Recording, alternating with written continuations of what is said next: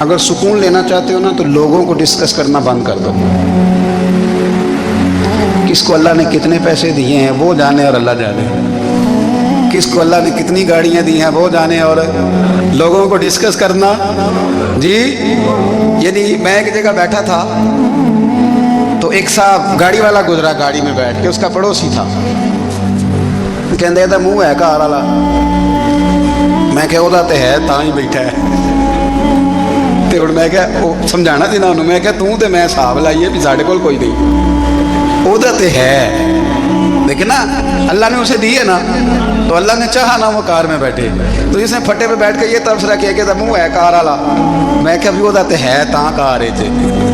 اب مجھے تجھے اندازہ لگانا چاہیے کہ ہم کیا یہ بحث ہے. یعنی اللہ کو چاہیے تھا معاذ اللہ کے پہلے تم سے پوچھتا کہ اسے کار دینی ہے کہ نہیں. کیا مطلب فضول بحث ہے. وہ چیز ہمیں اتنا تنگ کرتی ہے, اتنی تکلیف دیتی ہے کہ آپ یقین کریں سارا دن اسی کو ڈسکس کرتے ہیں. سارا دن اس کے پاس گاڑی ہے, اس کے پاس کار ہے, فلانے کا پیسہ 1 نمبر ہے, فلانے کا 2 نمبر ہے, فلانے کا 6 نمبر ہے. اصل بات کے اندر حسد ہے.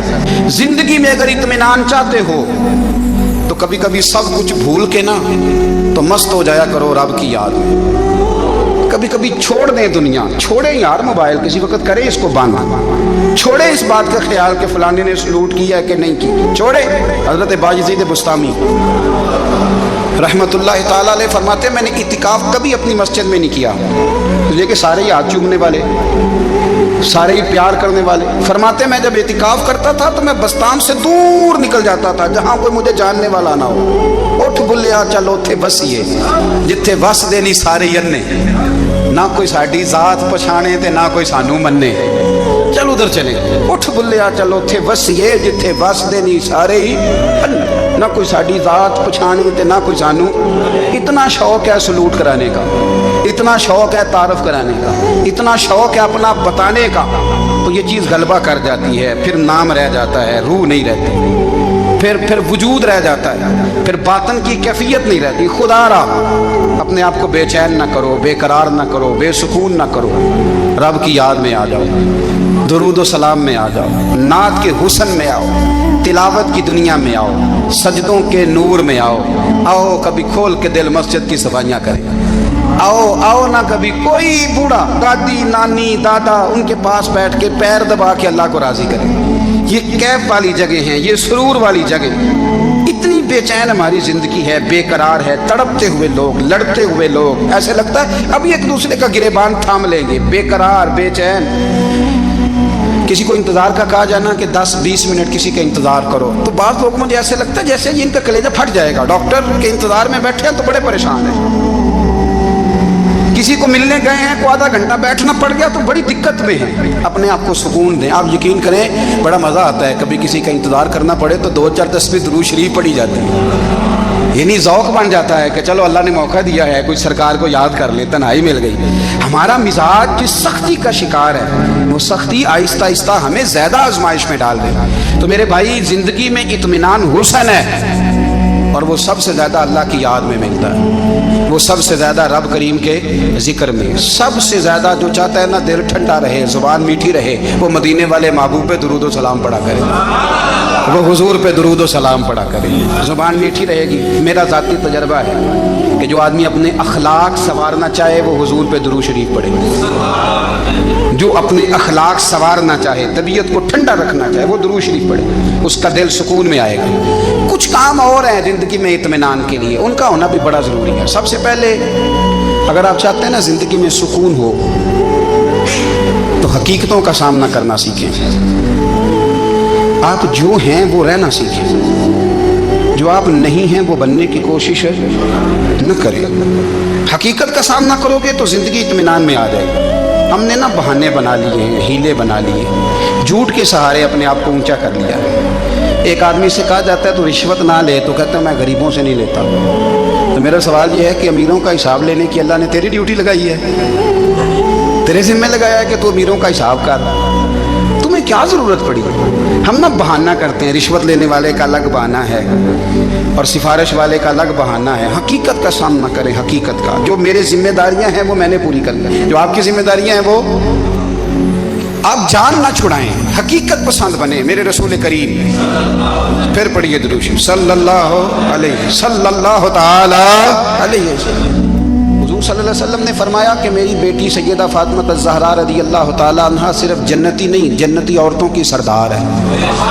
لیکن حضور نے یہ بھی فرمایا کہ فاطمہ یہ خیال رکھنا اگر اللہ نے حساب پوچھا تو حساب تم نے خود دینا ہے. حقیقت کی طرف توجہ کرائی حضور نے. وہ صرف جنتی نہیں، جنتی عورتوں کی سردار ہیں، پر حقیقت کی جانب توجہ. میں حقیقت یہ ہے کہ اگر مالک نے حساب پوچھا تو اس کی تیاری بھی کرنی ہے. دیکھیں نا، ہمیں کچھ یقین نہیں، اللہ معاف کرے کہ ہمارا حساب کیسا ہوگا، لیکن کتنے آزاد ہیں. یعنی بڑی دلیری سے بندے کہتے ہیں فجر نہیں پڑھتا جی، 3 پڑھتا ہوں جی، شاہ رہ جاتی ہے جی، کپڑے صاحب، بڑی دلیری سے. اور سیدہ فاطمہ الزہرا نے ساری رات مصلی باندھ رکھا ہے، حالانکہ انہیں یقین تھا کہ رب مجھے بغیر حساب کتاب جنت دے گا. حقیقت کا سامنا کریں. جو حقوق آپ کے ہیں وہ آپ نے ادا کرنے ہیں، جو ذمہ داریاں ہیں وہ ذمہ داریاں ہیں. دیکھیں نا، حضرت موسیٰ کلیم اللہ علیہ السلام کے پاس اسرائیل روح نکالنے آئے تو حضرت موسیٰ نے تھپڑ مارا، آنکھ نکال دی. واپس گئے، اللہ انہوں نے تو جلال فرمایا ہے. کہا موسیٰ علیہ السلام سے کہیے بیل کی پشت پر ہاتھ رکھیں، جتنے بال ان کے دست مبارک کے نیچے آئیں گے اتنے 1000 سال ان کی عمر بڑھا دی جائے گی. یعنی میرے کان میں کوئی بتا دے کہ جناب 60 سال بڑھ گئی، یا آپ کے کان میں کوئی کہہ دے تو خوشی ہوتی ہے کہ نہیں؟ لیکن یہ حقیقت پسندی نہیں، اس لیے کہ 60 بھی گزر جائیں گے، 70 بھی، یہ حقیقت نہیں. حضرت موسیٰ کلیم، چلے میں مثال دیتا ہوں، سمجھ لے 10 بال، حالانکہ بہت زیادہ آتے ہوں گے، 10 بال اگر حضرت موسیٰ کے ہاتھ کے نیچے آئے تو 10,000 سال تو عمر بڑھ گئی نا.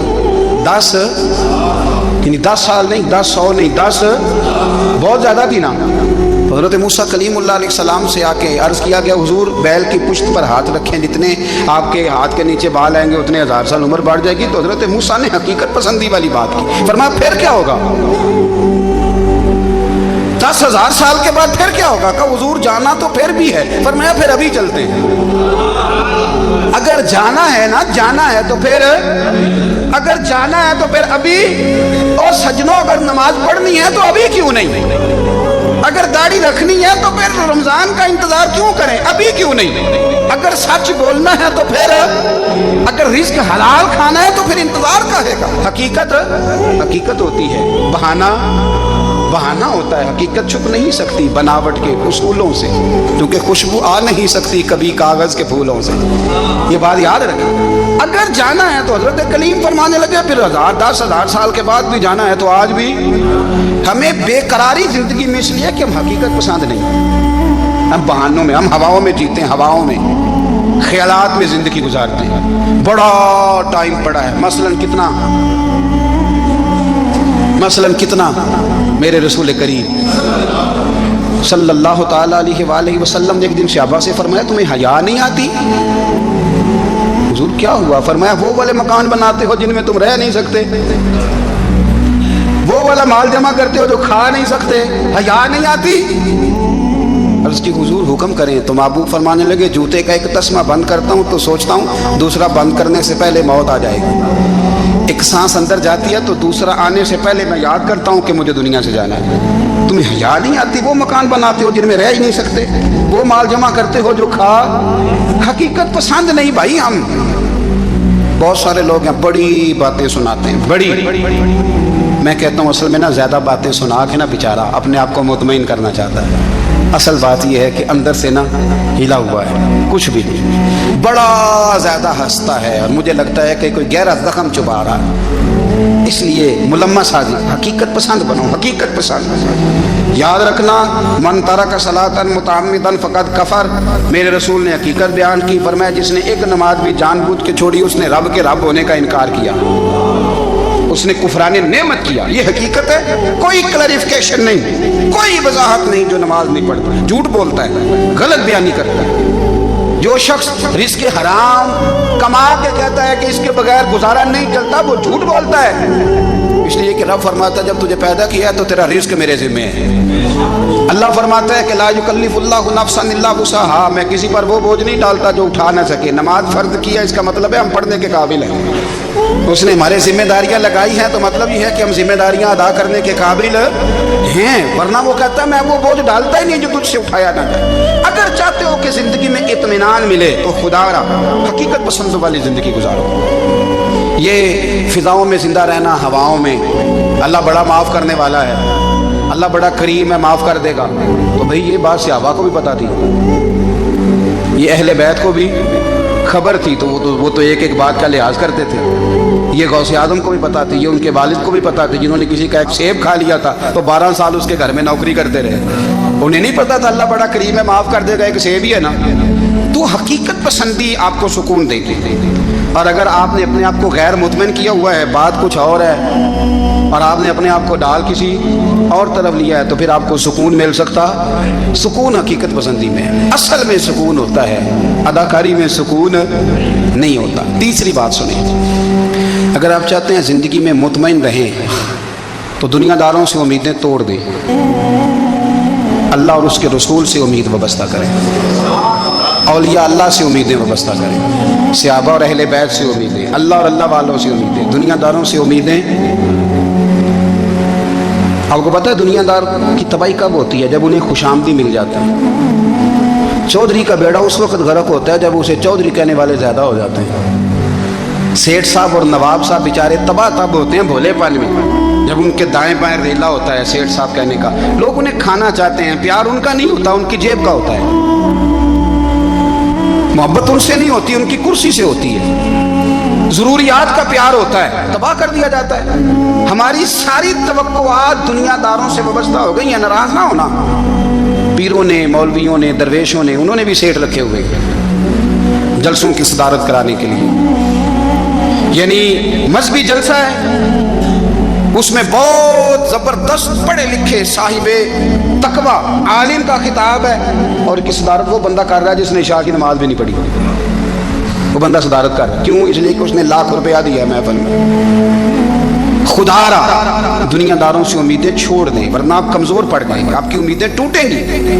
کتنا کمزور ہے وہ شخص جو 2-4 ہزار کے لیے کسی بندے کی چاپلوسی کرتا ہے، اس کے پیچھے بھاگتا ہے، خوش آمدیں کرتا ہے، تھوڑے سے نوٹوں کے لیے، دکھ سکھ میں کام آئے گا اس کام کے لیے۔ میرے رسول کریم علیہ السلام نے فرمایا جس نے بندوں کو راضی کرتے کرتے رب کو ناراض کر دیا، اس کی دنیا بھی گئی اور آخرت بھی گئی، اور فرمایا جس نے بندوں کی پرواہ نہیں کی، اللہ کو راضی کیا، فرمایا اگر رب راضی ہو گیا تو لوگوں کے دلوں میں بھی محبت پیدا فرما دے گا۔ کیا ضرورت ہے خوشامد کرنا دنیا داروں کی، سیٹوں کی، نوابوں کی، چاپلو۔ اور میں آپ کو ایک بات بتاؤں، ہوتا پتہ کیا ہے؟ یہ جو حب جا اور حب با ہوتی ہے نا، اس سے پیٹ نہیں بھرتا۔ آپ کو اگر خوشامد کرنی ہے تو پھر آپ کو ساری زندگی کرنی ہے، پھر ان کو بھی پتہ ہوتا ہے کہ تعلق کس بنیاد پر ہے، اس میں کبھی بھی خلوص پیدا نہیں ہوتا، آپ بے چین رہتے ہیں، بے قرار رہتے ہیں، آپ کو تکلیف رہتی ہے ہمیشہ۔ کبھی بھی دنیا داروں سے امیدیں وابستہ نہ کریں۔ ایک بات سنیں بڑی شاندار، امام غزالی نے لکھی ہے۔ امام غزالی فرماتے ہیں کہ ہارون الرشید نہ حج کر کے واپس آیا بغداد میں، تو کونے میں حضرت بہلول دانا بیٹھے تھے، رش بہت تھا، مجمع بڑا تھا، حضرت بہلول دانا بھی سڑک کے کنارے بیٹھے تھے، تو سپاہی کہنے لگے یہاں سے اٹھ جاؤ، فرمانے لگے ہارون الرشید کی زمین نہیں، زمین میرے رب کی ہے، میں کیوں اٹھوں؟ وہ قریب سے گزرا تو سلام لی، تو آپ نے اس کا پروٹوکول دیکھا تو فرمانے لگے ہارون الرشید تجھ سے تگڑے تگڑے موٹے موٹے پروٹوکول میں نے لوگوں کے دیکھے، اور یہ جو تیرے دائیں بائیں آج تیرے نعرے لگا